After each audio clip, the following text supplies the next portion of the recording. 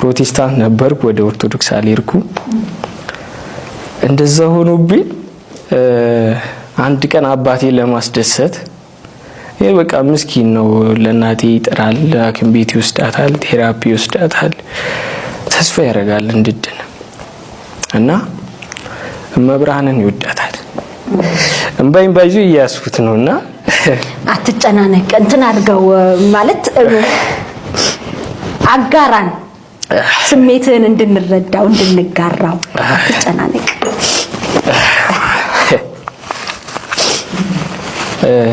አባቶቹ ገብቷቸዋል የቀሩት ቲክቶከሮቹ ናቸው ለነሱ ይከለጠላቸዋል አይደለም እነሱ ፓትርያርኩ ፕሮቴስታንት ቢሆኑ ቤተክርስቲያን ምንም አትሆንም አቡነ አብርሃም ፕሮቴስታንት ቢሆኑ ቤተክርስቲያን ምንም አትሆንም መሰረቷ እንደው ፍቅሯን ለማያውቁ ሰዎች ምን ማለት ይቻላል ስለ ሰዎቹ ምክንያት አላውቅም ስለ ሌላኛው ግን ልንገር ስለ ሰይጣን ለምን እንደሚጠላት አባ ጊዮርጊስ ይነግረናል እሺ የዓለሙን መድኃኒት ስለወለደች አብዝቶ ይጠላል በድንግልና ጸንሳ በድንግልና ተወልዳለች ብሎ አልገመተ የዮሴፍ ልጅ ነበር የመሰለው ከሷ የተወለደ ሰላም የተወደዳችሁና የተከበራችሁ ቤተሰቦች እንደምን አላችሁ ዛሬም እንግዲህ እንደተለመደው በአዳዲስ መረጃዎች ተመልሻለሁ ብዙዎች እንግዲህ በአንድም በሌላ መልኩ ሃይማኖታቸውን ሲቀያየሩ እንመለከታለን ለዚህም በዋነኝነት እንደምሳሌ የምንጠቀመው ዮኒ ማኛ ነው ዮኒ ማኛ እንግዲህ በዛሬው ዕለት በይፋ ወደ ኦርቶዶክስ ተዋህዶ እንደተመለሰ የሚያሳይ መረጃ ወጥቷል ይህንንም የሚያመላክት ቪዲዮ ይዤላችሁ መጥቻለሁ ቪዲዮን ላይክ በማድረግ ጀምሮ ሐሳብ አስተያየት ካላችሁ ኮሜንት ላይ አስቀምጡልኝ ይህንን ቻናል ደግሞ ሰብስክራይብ ያላደርጋችሁ ሰብስክራይብ በማድረግ ቤተሰብ ሁኑ ወደ መረጃዎቹ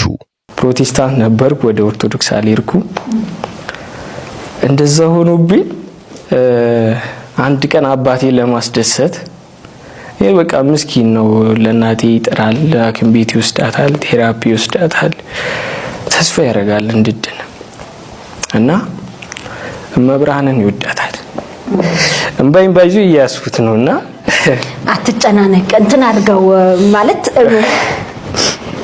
አጋራን ስሜትን እንድንረዳው እንድንጋራው አትጨናነቅ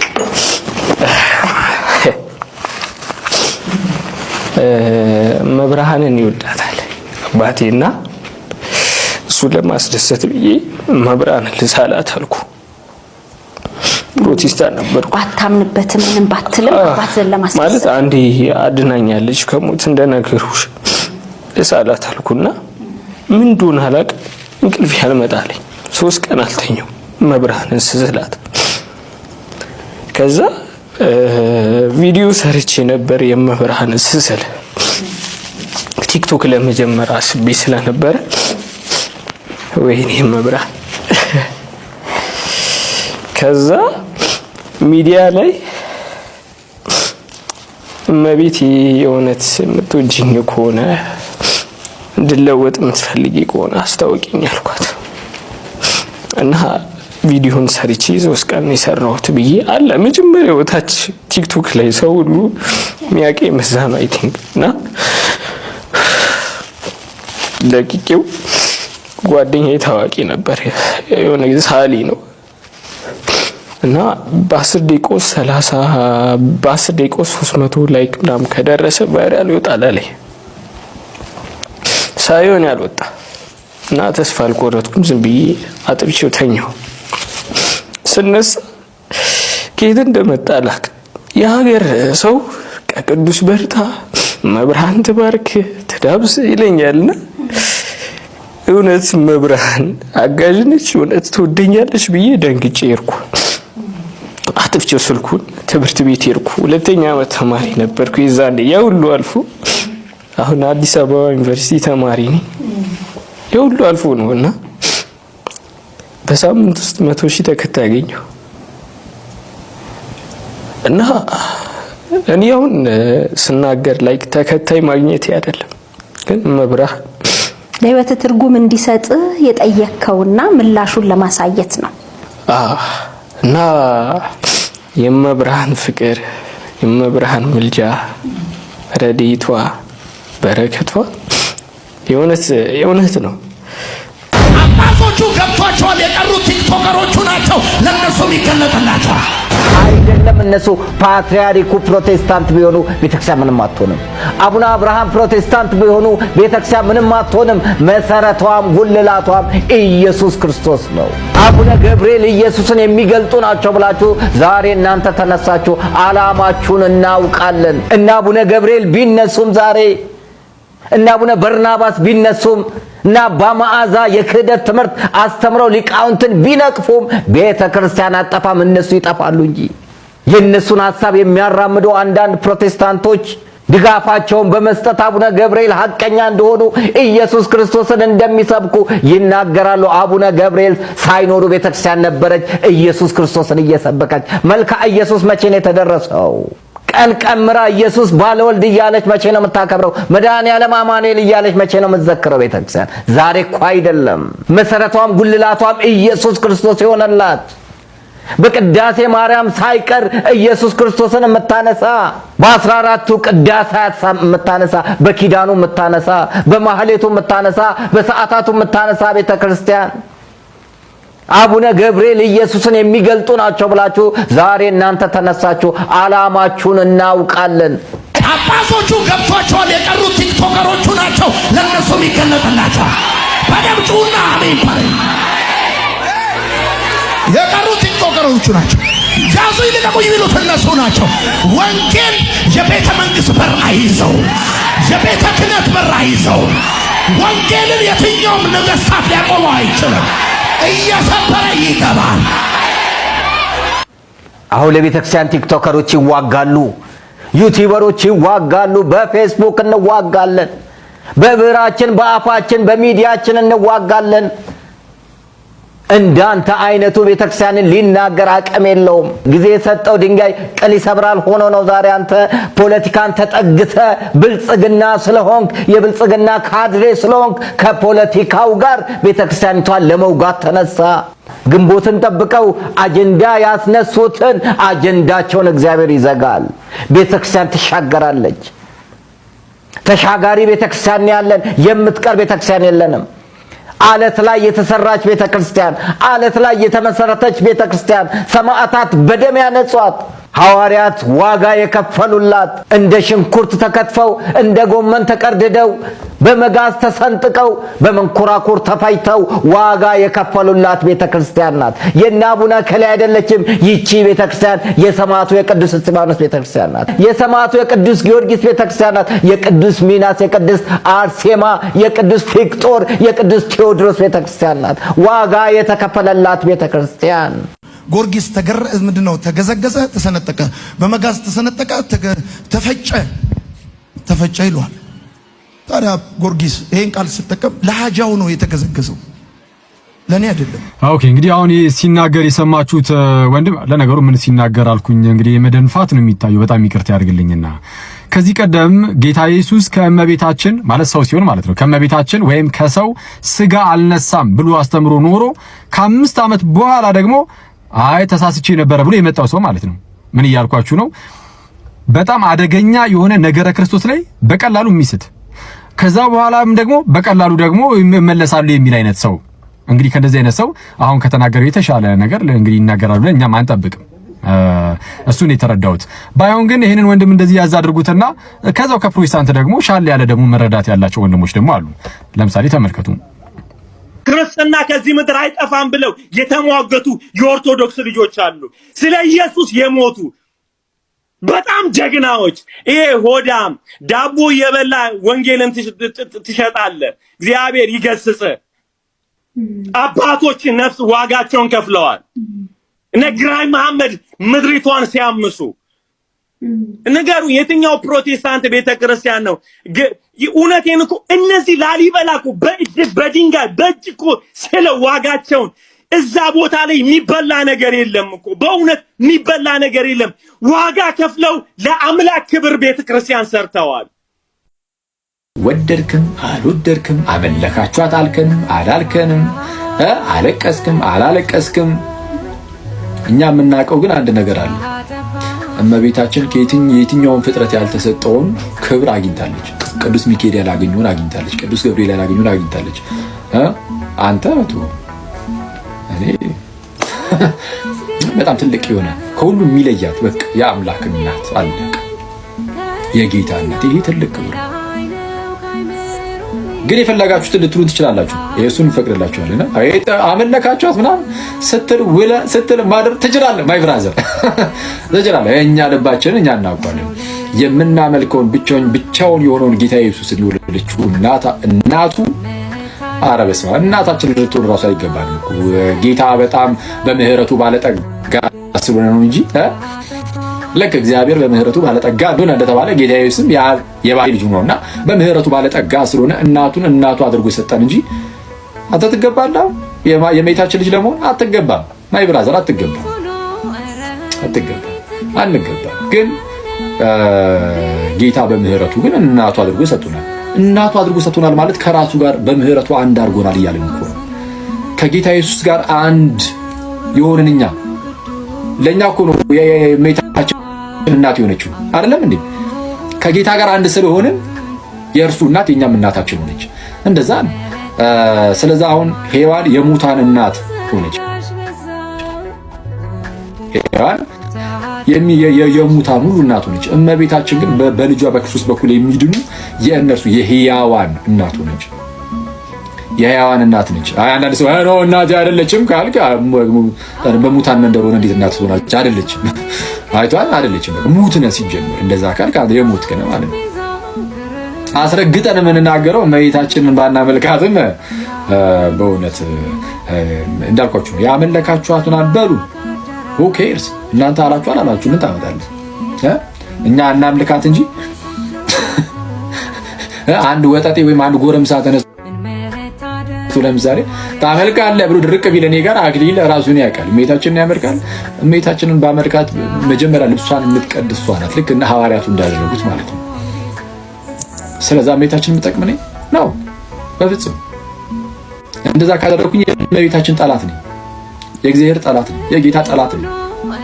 እንደማናመልካት ይታወቃል።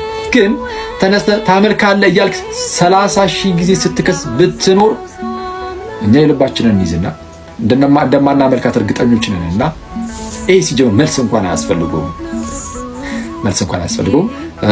ለማንኛውም 1000 ጊዜ እንደዛ ብትል ለእመቤታችን ያለው ክብር ግን ሊቀንስ አይችልም።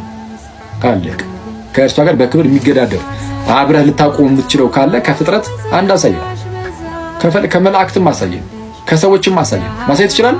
ከእመቤታችን ጋር አለ ካለ አሳየን። በክብር ከእርሷ ጋር እስቲ ይቀራረባል የምትለውን እስቲ አሳየን። ዮኒ ማኛ ልክ ነው ያለው ከኦርቶዶክስ ተዋሕዶ እምነት ለቀኩ ያለበትን ምክንያት ተናግሯል። አሳያችኋለሁ።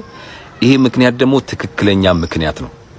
ይሄው የኦርቶዶክስ ተዋሕዶ እምነት ተከታይ ነኝ፣ ግን ሐቁን ሐቅ እላለሁ፣ ሐሰቱን ሐሰት እላለሁ። ምንድነው ምክንያቱ ምትሉ ከሆነ በደንብ አዳምጡ። ኦርቶዶክስ አላሸክላለችን ኦርቶዶክስ ጋር እየነገርኩ ነው። እየጠነቀርክ በእምነት እየጎበስክ ስትሄድ ጾም በጾም ታረግና ከዛ ቆሎ ትበላለህ። ገዳም ገብተህ ቆሎ መጽሐፍ ቅዱስ ታነባለህ፣ ቆሎ ትበላለህ። መጽሐፍ ቅዱስ ታነባለህ፣ ቆሎ ትበላለህ። እዚህ ነፍሴ በአንድ ወር ውስጥ ይሸቅልልሃል፣ 500,000 ይዘጋል። በቅርቡ እንዳልክ መኪና ይዛ ቪኤቷን ሹፋ ብልጭ ስትል ታያለህ። እንግዲህ እንደሰማችሁት ነው። ዮኒ ማኛ እዚህ ጋር ምንድነው የዋሸው? ምንድነው እኛን ኦርቶዶክሳውያንን የሚያናድደን? የኦርቶዶክስ ተዋሕዶ እምነት ለቢዝነስ ትሆናለች? እስቲ ንገሩኝ። ማንም እንደፈለገ ነቢይ ነኝ ሐዋርያ ነኝ ያለ አዳራሽ የተከራየ በስሙ ቸርች ከፍቶ ቢዝነስ ሊሰራባት አይችልም። አልዋሽም፣ ትክክል ነው። ትመቻለች። እስቲ ለቢዝነስ ትመቻለች ወይ? ምን ዋሽቶ ነው እሱ ላይ እኛ እንደዚህ ምንጮኸው? ሲቀጥል ሁሌ ጸሎት ነው እያለ ነው። ልክ ነው። እስቲ የኦርቶዶክስ ተዋሕዶ እምነት ቸርች ላይ ጠዋት ሂዱ ኪዳን አለ፣ ቀን ሂዱ ቅዳሴ አለ፣ ሌሊት እንኳን ማለት ነው ሌሊት ብትሄዱ ሰዓታት አለ። 24 ሰዓት ጸሎት ያለባት ቤተክርስቲያን ነች። ይሄ ደግሞ አይመችም አለ ብዙዎቹ። እንዴ ምን ጸሎቱ ብቻ ጾሙሳ? በአመት ስንት አጽዋማት ነው እቺ ቤተክርስቲያን ያላት? አርብና ሮብን ሳይጨምር እንደፈለጉ ያገኙትን ማግበስበስ ለሚፈልጉ ከርሳሞች እኮ እቺ ቤተክርስቲያን አትመችም። ልክ እኮ ናቸው። ለሚጠፋው ለዚህ ለብልጭልጩ ለጊዜያዊ ዓለም የሚሆን ነገር የላትም። የቤዛነት ስራ የኢየሱስ ነው እንጂ የማርያም አይደለም። ማርያም ቤዛዊት ዓለም ልትባልም አይገባም። እኛ ግን አንቺ የተረገምሽና ራስሽን ያዋረድሽ መሆንሽን ከመጽሐፍ ቅዱስ እናሳይሻለን። ምክንያቱም ስለ ቤዛዊት ዓለም ብዙ መልስ ተሰጥቷል። እኛ ግን ስለ አንቺ ከመጽሐፍ ቅዱስ የተረገምሽና ከእግዚአብሔር ቃል ውጭ ሆንሽ እንዲሁም ራስሽን ያዋረድሽ መሆንሽን ከመጽሐፍ ቅዱስ እናሳይሻለን። ስለዚህ እናንተ ኦርቶዶክሳውያን ይህንን ቪዲዮ በምትችሉት መጠን ኮፒ ሊንክ እያደረጋችሁ ልክ እንደዚህ ከእግዚአብሔር ቃል ለወጡ የሴት ፓስተሮች ታደርሱልኛላችሁ ማለት። በመጀመሪያ ደረጃ ራስሽን እንዳዋረድሽ ከመጽሐፍ ቅዱስ እናሳይሽ። አንደኛ ቆሮንቶስ ምዕራፍ 11 ከቁጥር 5 ላይ እንደዚህ ይላል፣ ራሷን ሳትሸፍን ግን የምትጸልይ ወይም ትንቢት የምትናገር ሴት ሁሉ ራሷን ታዋርዳለች፣ እንደተላጨችም ያህል አንድ ነውና። ሴት ራሷን ባትሸፍን ጠጉሯን ደግሞ ትቆረጥ። ለሴት ግን ጠጉሯን መቆረጥ ወይም መላጨት የሚያሳፍር ከሆነ ራሷን ትሸፍን። ራስሽን አልሸፈንሽም፣ የእግዚአብሔርን ቃል አላከበርሽም። ሴት ጸጉሯን ካልተሸፈነች ወይም ደግሞ ካልተላጨች የተረገመች ነች ወይም ያዋረደች ነች።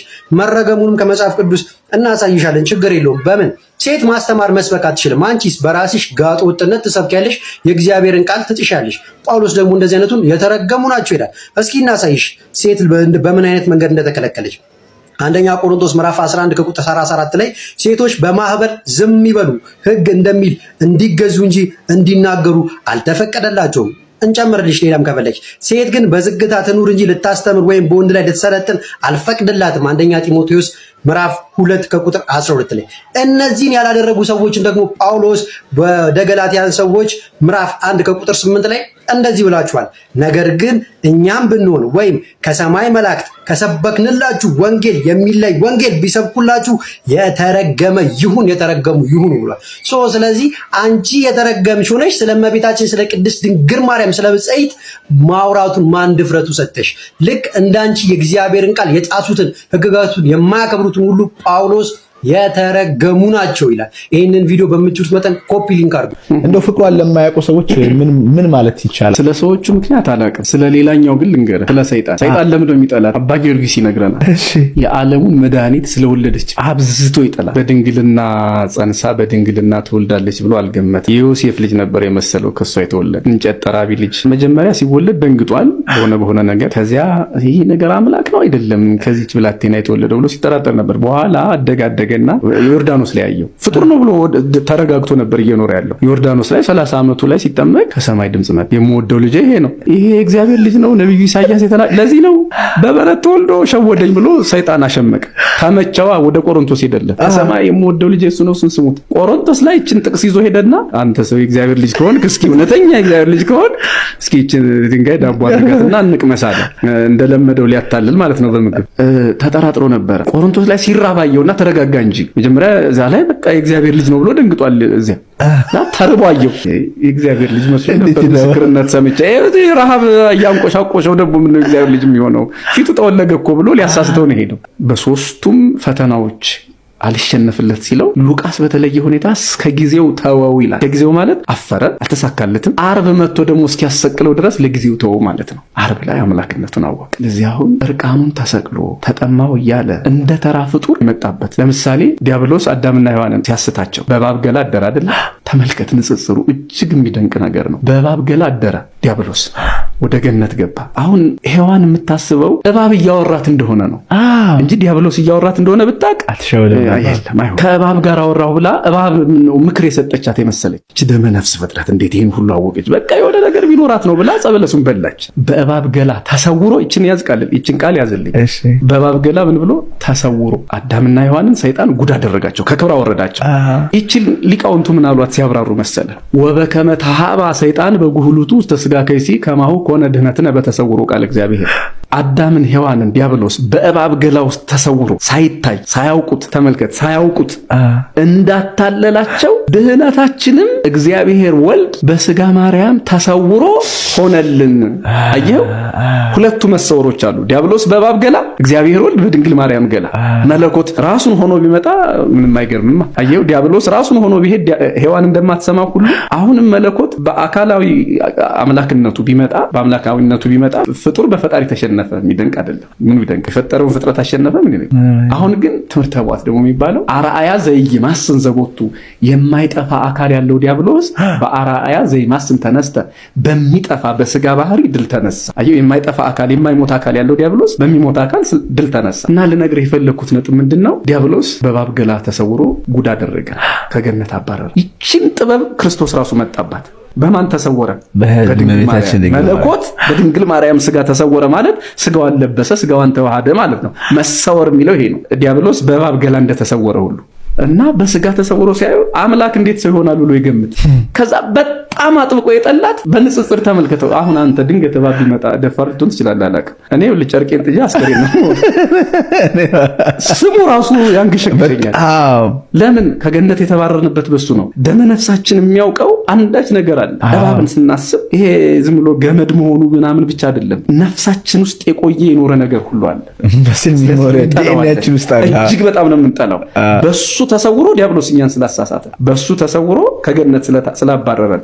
በተመሳሳይ መልኩስ የክርስቶስ ማደሪያ ሆና ሰይጣን ድል የተነሳባት ድንግል ማርያም ደግሞ ዲያብሎስ ከባብ ላይ ነው የሚፈራት። በኦርቶዶክስ ቤተክርስቲያን 6666 ጊዜ ነው ኢየሱስ የተገረፈው ይላሉ። እዛው አባ ኤፍሬም የሚባሉ የነሱ ቄስ ምን አሉ? ግርፋቱን መቁጠር ይቻላል አሉ። ጥዝጣዜው ግን እንዴት ይቆጠራል? የማይቆጠር ህመም ኢየሱስ ተረክቧል። ኢየሱስ ክርስቶስን አታውቅም ብላችሁ ያማችሁበት አዳራሽ ላይ ኢየሱስ ክርስቶስ የተቀበለውን መከራ ለመግለጽ ምንጭ የኦርቶዶክስ ቤተክርስቲያን አባቶች መሆናቸውን የራሳችሁ ፓስተር ዛሬ አሳይቷቸዋል። እመኑኝ፣ ፕሮቴስታንቲዝም እያበቃለት ነው። ፕሮቴስታንት ወንድሞቻችንና እህቶቻችን፣ ታላቁም ታናሹም ሁሉም ቅድስት ቤተክርስቲያን ወይ ማሪን ሳናውቅ ነው የወጣ ነው እያሉ የሚመለሱበት ዘመን እጅግ በጣም ቅርብ ነው። ፕሮቴስታንቲዝም ያበቃለት። ማርያምን ያቃለለ ጴንጤም አይደለም፣ መጽሐፍ ቅዱስንም አላነበበም።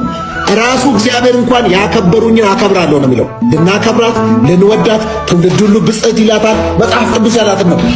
ብጽዕትና ድንግል ከሴቶች የተለየች ነች። ወደድክም ጠላህም። ማርያምን ልዩ ያደረጋት ድንግል መሆኗ ምናምን መሆኗ አይደለም። የእግዚአብሔር ድንቅና ተአምራት በማርያም ተሰርቷል። አሜን። ልንገር፣ የሞተ ዛሬም ተነስቷል፣ ነገም ይነሳል፣ ወደፊትም ይነሳል። አጋንንቶች ዛሬም ይወጣሉ። ብዙ ድንቅና ተአምራት በምድር ላይ ይሆናሉ ገና ወደፊትም። ኢየሱስ ክርስቶስ በአገልግሎት ዘመኑ በጣም ብዙ ተአምራት አድርጓል። በማርያም የተሰራው ተአምራት አይደገምም።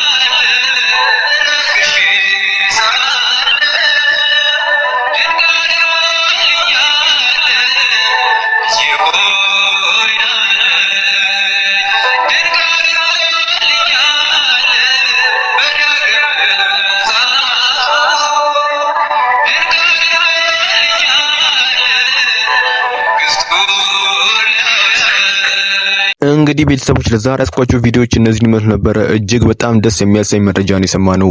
በስተመጨረሻም እንግዲህ ሁሉም ወደ ኦርቶዶክስ እየተመለሰ ይገኛል። አሪፍ ቆይታ እንደነበረ ምንም ጥርጥር የለኝም። ቪዲዮ ላይክ ሳታደርጉ ጀምራችሁ ላይክ አድርጉ፣ ሀሳባችሁን ኮሜንት ላይ አስቀምጡልኝ።